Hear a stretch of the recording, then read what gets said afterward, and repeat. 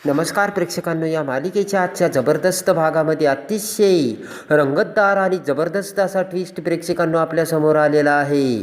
पुन्हा एकदा शर्वरी स्वतःला सिद्ध करून आता जयच्या मनात आता कसे स्थान मिळवते आणि जयच्या हृदयात जागा मिळालेली शर्वरी आता सगळ्यात मोठ्या पोझिशनवरती कशी जाते आणि जयला आता शर्वरीचा अभिमान वाटून आता जयची सगळ्यात बेस्ट फ्रेंड बनत आता जय हा शर्वरीला कोणते सरप्राईज देतो हे सगळं या व्हिडिओमध्ये आपण बघूयात. चला तर व्हिडिओला सुरुवात करूयात. पण त्या अगोदर जर प्रेक्षकांनो आपण आपल्या चॅनलवर नवीन असाल आणि जर आपण आपल्या चॅनलला आत्तापर्यंत सबस्क्राईब केलं नसेल तर सगळ्यात अगोदर बेल आयकॉनचे बटन दाबून आपण आपल्या चॅनलला सबस्क्राईब करा, जेणेकरून या मालिकेचे सगळे अपडेट सगळ्यात अगोदर आपल्यापर्यंत पोहोचतील. चला तर प्रेक्षकांनो व्हिडिओला सुरुवात करूयात. त्यामध्ये आता शर्वरीला जय बोलल्यानंतर आता शर्वरी तिचं काम करत असताना मॅक आणि आता दुसरी एक लेडीज एम्प्लॉई आता शर्वरीकडे येते. तर शर्वरी आता मॅकला खिचडीचा डबा देते आणि म्हणते की मॅक जा, तू डबा आणला नाही ना, ही खिचडी खाऊन घे. तर मॅक म्हणतो की मला अजिबात छान वाटत नाही आहे. तर लगेच आता शर्वरी म्हणते काय झालं, तू अगोदर डबा खाल्ला की काय? मॅक म्हणतो नाही ग, मला भूकच नाही आहे तायडे, आमच्या दोघांमुळे ना तुला उगाच सरांचे बोलणे खावा लागली. आणि ती लेडीज म्हणते की सरांनी सुद्धा एकदा ऐकून घेतलं असतं तर काय झालं असतं, आपल्याकडून चूकच झाली होती ना, काही क्राईम केला नव्हता आपण. आणि इकडे आता शर्वरी म्हणते की क्राईम जरी नसलं तरी ऑफिसमध्ये चुकीच्या वेळेला हे सगळं खेळणं म्हणजे क्राईमच नाही का? आणि ती लेडीज एम्प्लॉई म्हणते की ओरडायला नको होतं, नीट जर सांगितलं असतं तर ठीक नव्हतं का? आणि शर्वरी म्हणते की आपल्या स्वतःची चूक असताना समोरच्याने कसं रिएक्ट केलं हे म्हणताना आपलीसुद्धा चूकच असते ना. शर्वरी म्हणते त्यांचा स्वभावसुद्धा तसाच आहे, ते पटकन रिॲक्ट करतात पण नंतर शांत देखील होतात. आणि दोघेही आता शर्वरीचे आभार मानत म्हणतात की थँक्यू बरं का तायडे, अगं तू शिव्या खाल्ल्या, पण जर तू शिव्या खाल्ल्या नसत्या तर त्या शिव्या आम्हाला देखील खाव्या लागल्या असत्या. तेव्हा आता शर्वरी म्हणते हे बघ, मी सरांच्या बाजूने बोलत नाही आहे, जे चूक आहे ती चूक बोलते आणि जे बरोबर आहे ते बरोबर. आणि इकडे पमाने आता सगळा स्वयंपाक तयार केलेला असतो. तर तेवढ्यात इकडे आता आतमधल्या रूममध्ये आसावरीसोबत व्हिडिओ कॉल करून आता गौतम बोलत असतो. आणि इकडे आता आसावरी म्हणते की तब्येतीची काळजी घेत जा. गौतम म्हणतो मला ना, तर आसावरी म्हणते की हे बघा आज काय भाजी खाल्ली? तर गौतम म्हणतो की भेंडीची भाजी केली होती, मला ना भेंडी अजिबात आवडत नाही. आसावरी म्हणते हे काय, मला हे आवडत नाही ते आवडत नाही, सगळं खायचं. तर आता गौतम म्हणतो की तू केल्यानंतर मी खाईल बरं का, आणि तुझ्या हातचं मी विषसुद्धा खाईल. तर आसावरी म्हणते की काय बोलताय तुम्ही? तर पटकन आता गौतम हा आसावरीला किस देतो. तर हात करून आता आसावरी किस घेऊ लागताच दरवाजातून पमा ते सगळं ऐकत असते आणि हसत असते. पटकन आता त्यांचं ते बोलणं ऐकून पमा ही आता आसावरी समोर येते आणि व्हिडिओ कॉलच्या समोर जाऊन म्हणते की काय चाललंय आसावरी? अगं बाई कुणाबरोबर बोलते आणि होटाला काही लागलंय का तुझ्या? काय बघत होतीस? तर आता गौतम घाबरतो आणि पटकन बाय बाय असं करत आता गौतम फोन ठेवतो. आणि इकडे आता नाटक करत पामा म्हणते की अगं बाय, मला म्हणायचं ना तू गौतमसोबत बोलते, मग मला कसं कळणार? मग मी नसते आली, मी तुला कधीपासून हाक मारत होते. आसावरी म्हणते की आई मी येणारच होते पण तेवढ्या त्यांचा फोन आला. तर आता पमा म्हणते ठीक आहे. पमा म्हणते की तुम्ही एकमेकांशी बोलताय ना ते खूप चांगलं आहे बरं का बाय. पमा म्हणते तुम्ही काय बोलताय याला महत्त्व नसतं, पण एकमेकांसाठी तुम्ही वेळ काढताय याला महत्त्व असतं. पमा म्हणते की एकदा का संसार सुरू झाला की घर, संसार, मुलं, घरातली माणसं याबद्दलच बोललं जातं. पमा म्हणते की हा जो वेळ लग्नाच्या अगोदर एकमेकांसाठी असतो तो खरंच खूप सुंदर असतो आणि याच अशा खूप प्रेमाच्या आठवणी जवळ करून आपल्या स्वतःच्या जवळ ठेवायचे असा सल्ला आता पमा देते. आणि आसावरी म्हणते की म्हणजे आई तुम्ही दोघं असाच वेळ काढता आणि एकमेकांसोबत गप्पा मारताना? तर पमा म्हणते आम्हा दोघांना एकमेकांशिवाय कोण आहे आणि आम्ही दोघांनीच असा संसार उभा केला आहे. आणि पमा म्हणते तुला खरं सांगू का, आम्हा दोघांना एकमेकांशिवाय दुसरं कुठलं जगच नाहीये. आणि पमा म्हणते की तुम्ही सुद्धा दोघं एकमेकांशी बोलणार ना? तर आसावरी खुश होते. सगळ्यात मोलाचा आणि सगळ्यात इम्पॉर्टंट सल्ला आता इकडे पमाने आसावरीला दिलेला असतो. आणि इकडे आता अनु लवकरच स्कूलमधून घरी येते. तर पमा आणि आसावरी अनुला बघते आणि अनु आता रागानेच बाजूला जाऊन बसते. तर पमा म्हणते हिला काय झालं आता? तेव्हा आता आसावरी म्हणते की कदाचित तिला लेक्चर नसतील आणि थकली असेल. तर असावरी म्हणते की मी तुला चहा आणू का? तर अनु म्हणते नको. पमा म्हणते चल आपण चकल्या भरूयात आणि असावरी आता आईला मदत करायला बाहेर जाते. आणि इकडे आता घडलेली असते ती ऑफिसमध्ये सगळ्यात भयानक घटना. तर आता समायरा ही शर्वरीकडे येते आणि म्हणते की उद्या तू ऑफिसला येऊ नको. शर्वरी म्हणते ऑफिसला येऊ नको म्हणजे?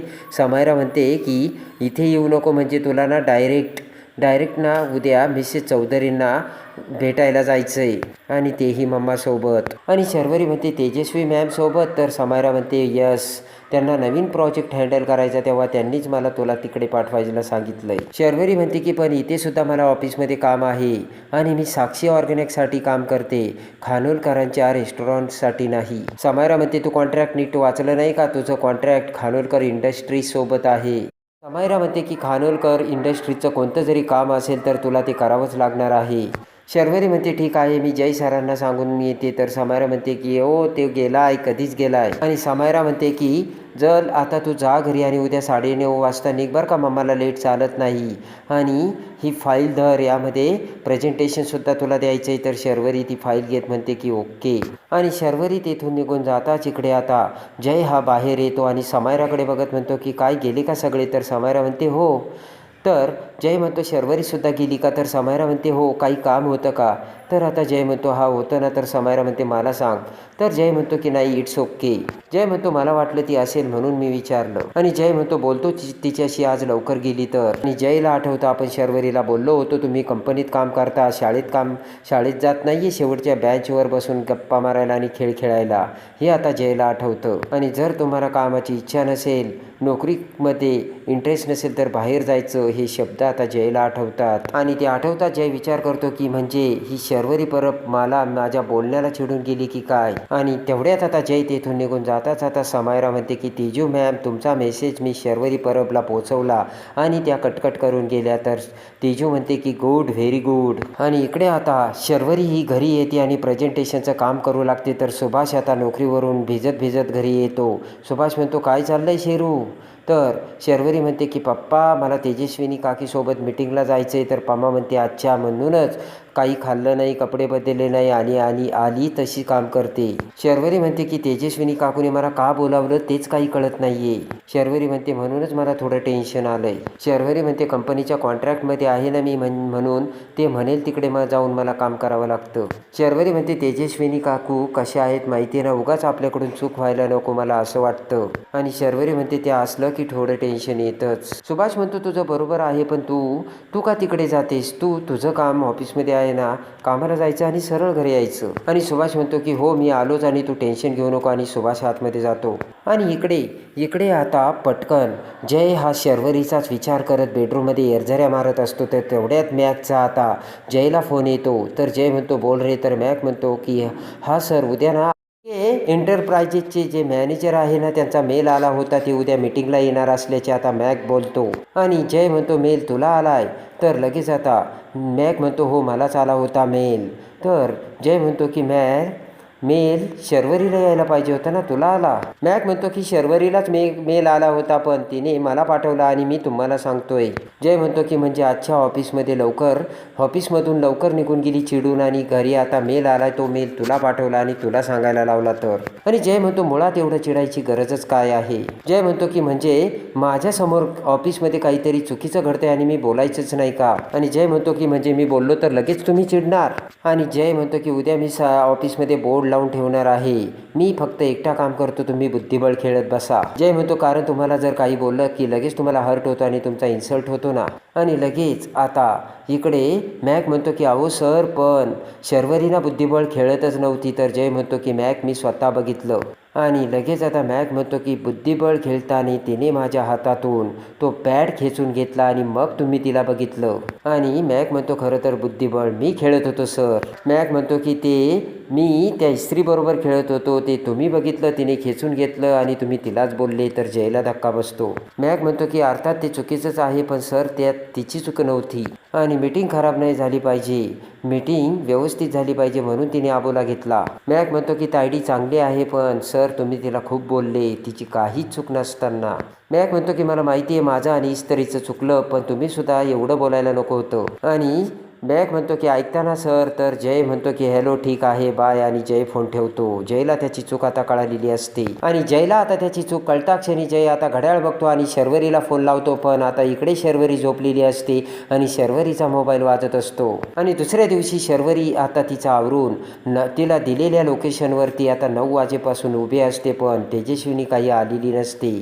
शर्वरी म्हणते की 9 वाजल्यापासून उभी आहे पण ते तेजस्विनी काकू अजून आलीच नाही आणि विचार करत शर्वरी म्हणते की फोन करू का, तर शर्वरी म्हणते नको नको फोन नको. आणि शर्वरी तिच्या समोरून तिच्या गाडीतून निघून जात असताना आता शर्वरी बघते आणि तिच्या गाडीमागे पळतच काकी काकी काकी अशी हाक मारते.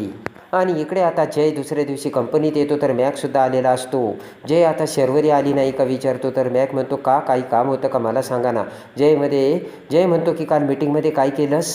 जय म्हणतो की आय नो तुला सगळं येतं पण माझं काम शर्वरीकाठी आहे, ती कुठे आहे ते सांग. आणि मॅक म्हणतो ती आली नाही अजून. तर जय म्हणतो का मी ओरडलो म्हणून. मॅक म्हणतो मला काय माहिती. आणि जय म्हणतो की असं जर तुम्ही आले नाही तर काम होणार कसं आणि मला आता ऑफिसमध्ये चिरडण्याचा आणि ओरडण्याचा हक्क नाही आहे का. आणि इकडे आता शर्वरी पळत पळत आता तेजस्विनीच्या पाठीमागे येते. तेजस्विनी खुर्चीवर बसलेली असते. तर आता लगेचच शर्वरी म्हणते की काकी काकी गुड मॉर्निंग. तर तेजस्विनी म्हणते कुठे आलो आहे आपण, तर शर्वरी म्हणते मीटिंगसाठी.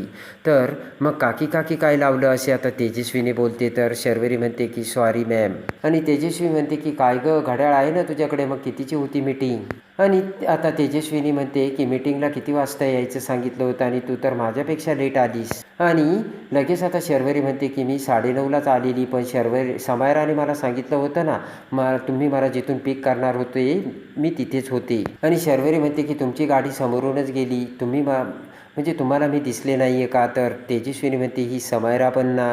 आणि तेजस्विनी म्हणते की हे बघ खरंच लेट झाला असेल तर मला खरं खरं सांगायचं, फालतू कारण मला आवडत नाही. तर शर्वरी म्हणते नाही मी खरंच टायमावर आले होते. आणि तेवढ्यात आता तेजस्विनी शर्वरीला म्हणते की आपण मीटिंगसाठी जातोय तर 15 मिनटं अगोदर यायला नको आणि तयारी करायला नको आणि समोरचा बोलत असताना मध्ये मध्ये बोलायचं नाही. तर शर्वरी ते सगळं ऐकू लागते. तर तेवढ्यात मिसेस चौधरी तिचं आवरून तिथे येते. तर उठून उभा राहत तेजस्विनी म्हणते की हॅलो. तर लगेच आता मिसेस चौधरी म्हणते की तेजू मॅम मला माहीत होतं तुमच्यासोबत अजून कोणीतरी येणार.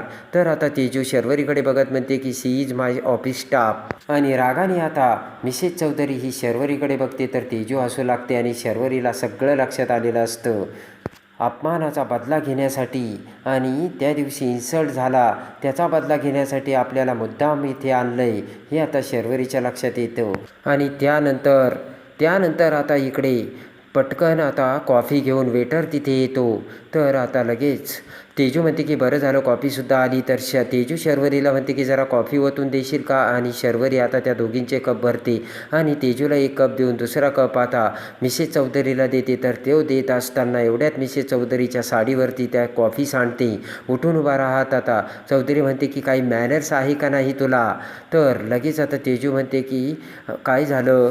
तर लगेच आता शर्वरी म्हणते की सॉरी.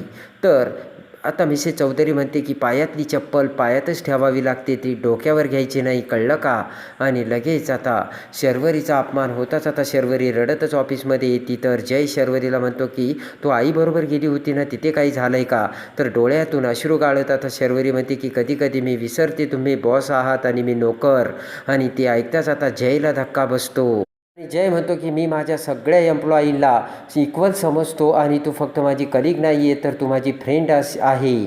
ते ऐकताच आता शर्वरी ही जयकडे बघते आणि जय म्हणतो की सांग काय झालं तिकडे. तर जय आता शर्वरी घडलेली सगळी हकीकत जयला सांगते आणि ते ऐकताच आता जयला धक्का बसतो.